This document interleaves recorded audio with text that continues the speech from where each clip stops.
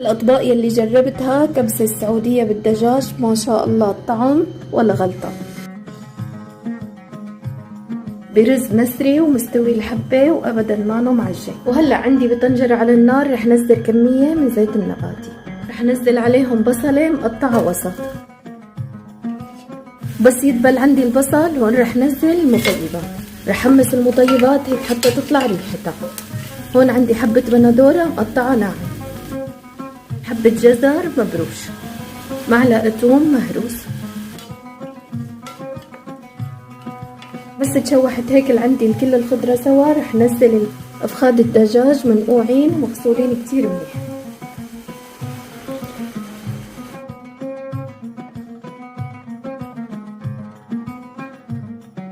هلأ رح أغمرهم بالمي، رح أضيف عليهم معلقة من الملح. هلأ هيك طلعت عندي الرغوة، هلأ كلها بدي شيلها. هلأ بدي أضيف معلقة معباية من بودرة الماجي، كمان هون عندي معلقة معباية من بهار الكبسة. وهلأ بدي غطيها واتركهم 45 دقيقة يستوي عندي الدجاج. هلأ بعد 45 دقيقة رح شيل الدجاج على صينية حتى نحمره.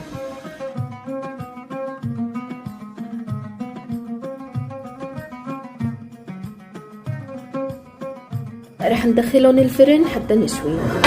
هلأ هون رح اضيف رز طويل الحبات. هلأ رح غطيه حتى تنشف عندي مية الرز، بس تقرب تنشف هيك عندي مية الرز رح هدي عليه النار وغطيه واتركه لمدة 25 دقيقة.